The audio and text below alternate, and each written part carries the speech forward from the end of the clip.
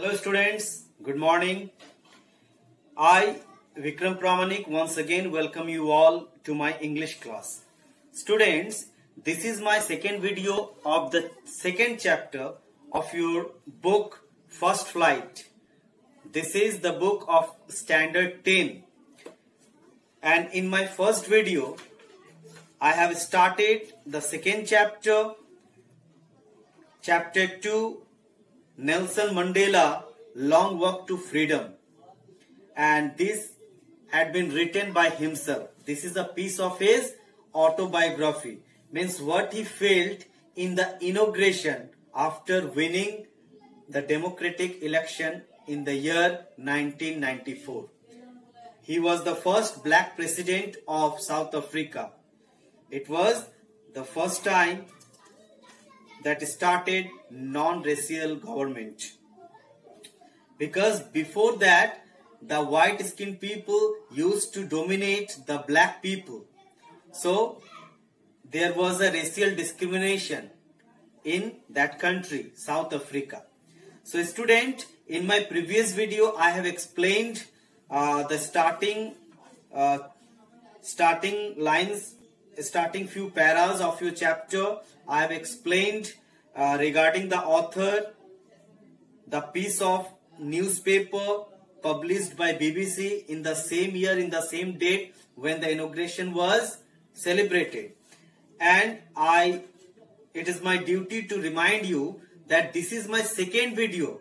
This is my second video of the same chapter. So if you haven't gone through my first video, so it is your first duty to go through my first video, then come here to understand my second video.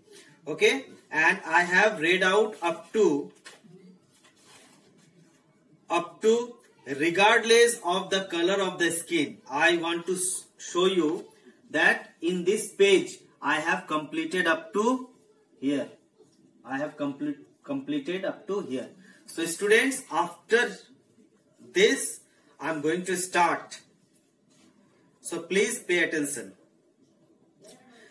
That day means the day when the inauguration was going on, Nelson Mandela felt what he felt that he had written. That day had come about through the unimaginable sacrifices of thousands of my people. People whose suffering and courage can never be counted or repaid. I felt that day as I have owned so many other days, that I was simply the sum of all those African patriots who had gone before me. That long, not novel line ended and now began again with me. I was pained that I was not able to thank them and that they were not able to see what their sacrifices had wrought. Wrought means brought, achieved. So, at the day when the inauguration was going on, Nelson Mandela felt very bad for his friends, the friends who sacrificed their lives for the sake of the country, for the sake of the freedom of the country, South Africa. Because he knew they were the real heroes. They were the real heroes who sacrificed their lives for the sake of freedom. Because they were very courageous and they loved their land. So he felt very bad because they were not present there. They passed away before their final achievement. So they were the people who brought this achievement to the country South Africa. So he was missing their friends. They were called comrades. Comrades means a team of people who played their revolution against the bad system of the political parties or politics. The policy of apartheid created a deep and lasting wound in my country and my people. all of us will spend many years, if not generations, recovering from that profound hurt.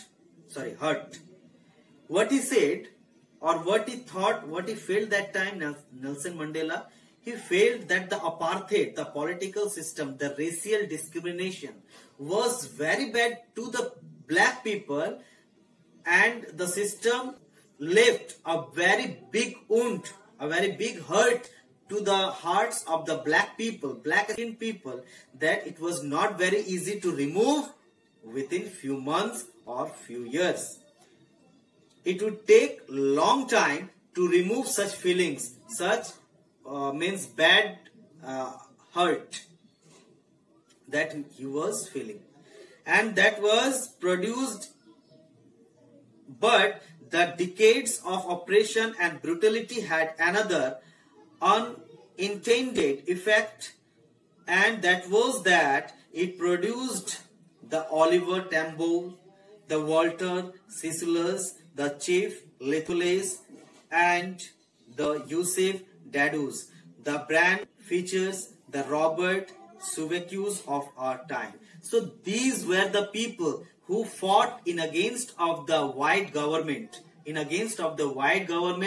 in South Africa, but they were not present in that final ceremony because they died, they passed away, they sacrificed their lives. So they were uncommon people. They were the people of extraordinary courage and power in their heart and mind. Men of such extraordinary courage, wisdom and generosity that their like may never be known again. What he was feeling? He was feeling that such people, it was almost impossible to create such people. Why? Perhaps it requires such depth of preparation to create such heights of character. Because he knew such people were there because of the racial discrimination was practiced. And it was the practice that such people were born or created. My country is rich in the minerals and gems that lie beneath its soil. But I have always known that its greatest wealth is its people, finer and truer than the purest diamonds. What Nelson Mandela wrote in his piece of writing, he wrote that the real heroes, the real people, the real wealth of the country, is its people, not the gems or the diamonds which are laid beneath of the earth's surface. We know that, and he said that in South Africa is such a country which is very wealth of minerals. Okay, means there were so many so much gems and diamonds that is laid beneath of the earth's surface. But Nelson Mandela said that the people, the real heroes who sacrificed their lives for the sake of the country, South Africa, they were the real and they are the real wealth of the country. They are better than the diamonds. It is from these comrades in the struggle that I learnt the meaning of courage time and again. I have seen men and women risk and give their lives for an idea. I have seen men stand up to attack and torture without breaking, showing an strength and resilience that defies the imagination. What he said? He said that these were the people who never gave up their hope to get freedom or to raise freedom, to bring freedom in its country, in their country. So without breaking, without losing their hope, means continuously, persistently, they fought for their country. And from them, Nelson Mandela learnt how to be courageous. I learned that courage is not the absence of fear, but the triumph over it. He learned from those people who learned. Nelson Mandela learned from those people that courage means not the people who are not afraid. The people who are not afraid, it means not that the people are courageous, but the people should be afraid of something. But being afraid when, or the people who just brings or fetches the triumph over it, who brings the victory over it, they are the real courageous people. So courage means not the absence of fear, but victory over it. The brave man is not who does not feel afraid, but who conquers the fear. No one is born hating another person because of the color of his skin, or his background, or his religion. People must learn to hate, and if they can learn to hate, they can be taught to love. For love comes more naturally to the human heart than its opposite. Even in us. So what he wrote? He wrote that the people, when the people are born, they do not know what is hatred and what is love. Okay, this he says, or he said, or he wrote that the people by birth, they do not know how to hate other people. Rather, they knows how to love people, because love, he said that love comes more naturally than its opposite. So what he says, after getting birth on this planet, people learn from others to hate the people, because people have to learn how to hate others. Otherwise, people do not know how to hate by birth. Okay, so that he said. Even in this grimaced means in a very bad situation, in a very dark situation. Even in the grimmest times in prison, when my comrades and I were pushed to our limits, I would see a glimmer of humanity in one of the guards, perhaps just for a second, but it was enough to reassure me, to keep me going. Man's goodness is a flame that can be hidden but never extinguished.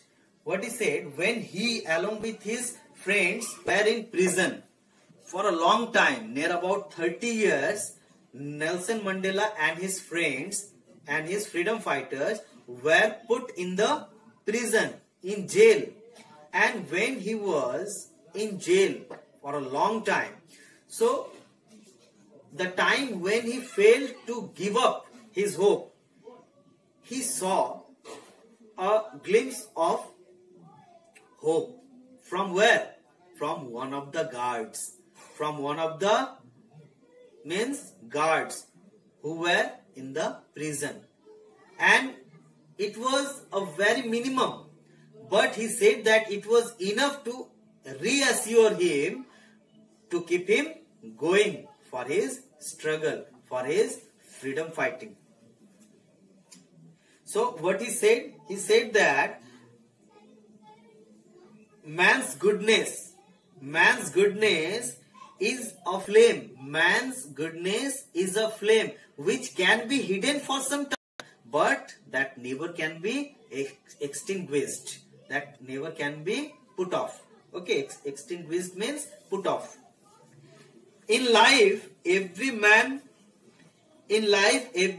has twin obligations. Obligation to his family, to his parents, to his wife and children, and he has obligation to the people, his community, his country. What he wrote that the obligations of the people are two. That the obligations of the people are two. People have two type of duties. One towards his family, and another one towards his country, to its country people. Okay, so what he said, each man has two obligations. one towards his family, parents, mother, father, wife, children, and another duty, obligation goes towards its country, its community, its people. So he says that there are two duties of each man. His country, in a civil and inhuman society, each man is able to fulfill those obligations according to his own inclination. Inclination means natural tendencies or behavior and abilities. But in a country like South Africa, he said that in every country, the people almost fulfill their both obligations. One towards his family, another one towards his country. But in the country South Africa, when apartheid, the racial discrimination was practiced in that country, in that time, it was almost impossible for the black people to fulfill his both obligations. Okay, because they were totally deprived, they were totally unprivileged, they were not given privilege to take participation in politics, in various type of activities across the country. So in the country like South Africa, it was almost impossible for a man of both of my birth and color. Means what he said, the people who were black in South Africa, they were not able to fulfill their both obligations. In South Africa, a man of color who attempted to live as a human being was punished and isolated.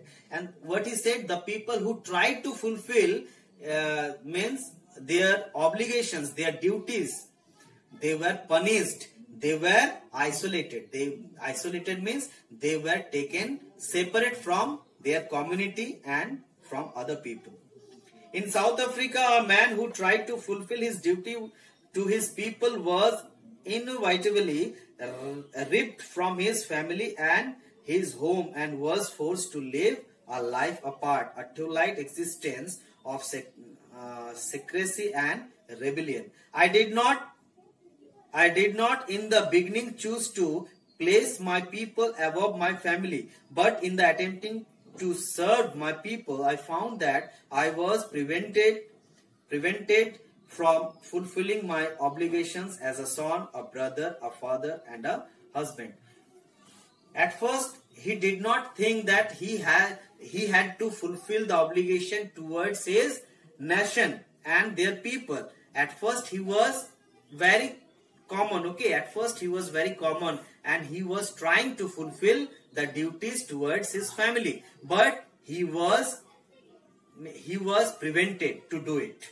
He was prevented to do so what he wanted.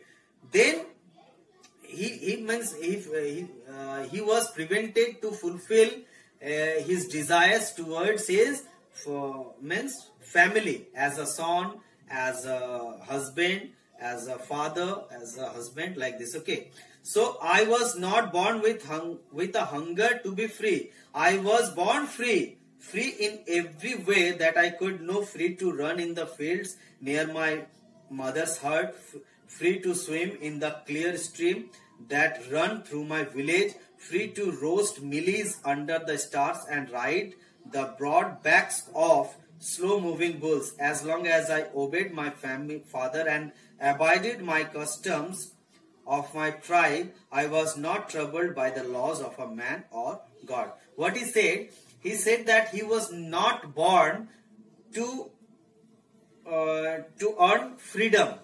Okay, because he said that he was not a hunger to be free, because rather he said that he was born free, because he was free when he was a very young boy. When Nelson Mandela was a very young boy, he was free to go anywhere in his village.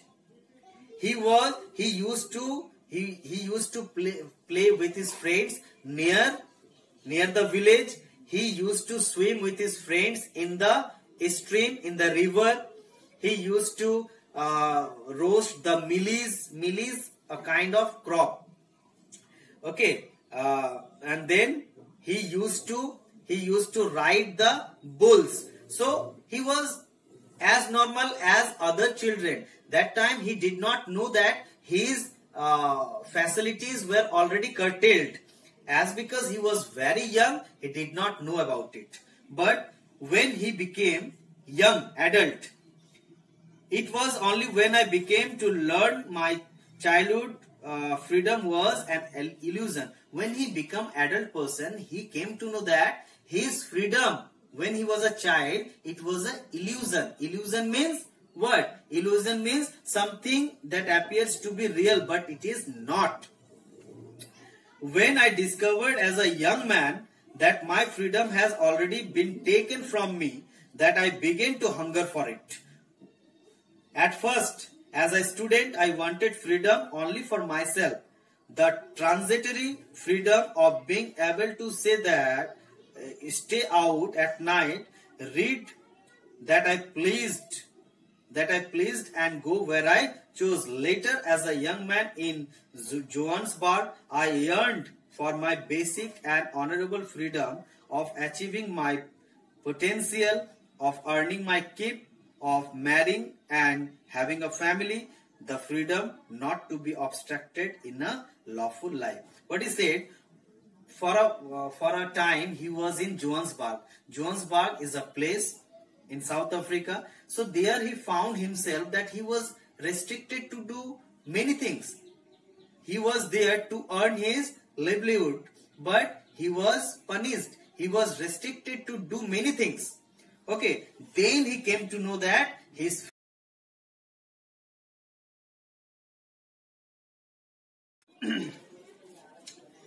but then I slowly saw that not only was I not free, but my brothers and sisters were not free.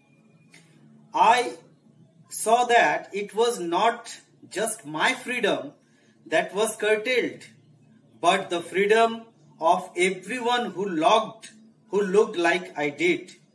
That is when I joined the African National Congress, and that is when the hunger of my own freedom became the greater hunger for my freedom of my people. He said that when he came to know that not only he was there that whose freedom was curtailed, reduced, but the people who were black skinned, all black skinned people were curtailed. Curtailed means the freedom of all black skinned people were curtailed, reduced. Then he joined African National Congress and started fighting in against of the white government in South Africa.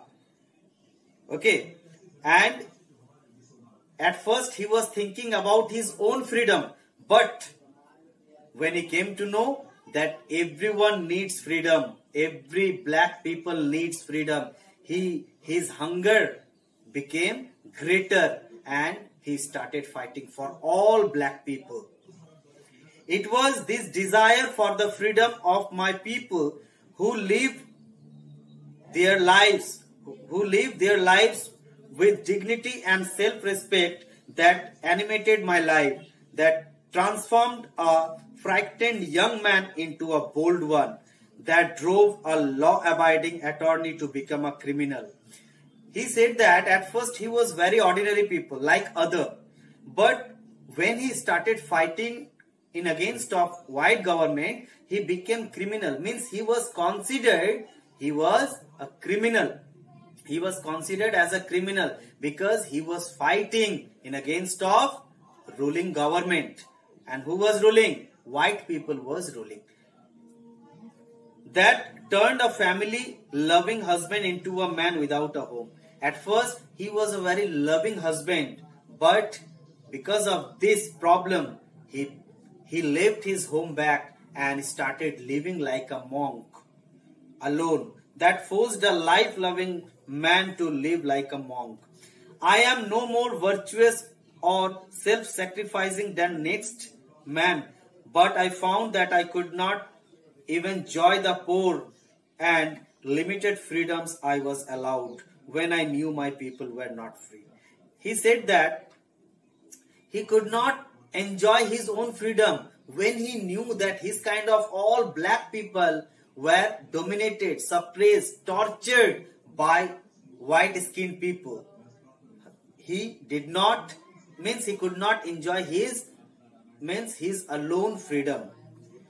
Freedom is indivisible. The chains on every one of my people were the chains on all of them. The chains on all of my people were chains on me, on me. I knew that the oppressor, he said that when other people are curtailed, dominated, so how can I enjoy my own life?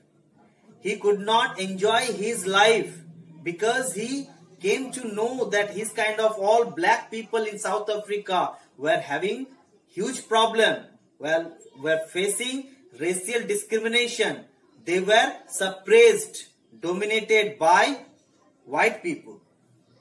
He said that I knew that oppressor must be liberated just as surely as the oppressed.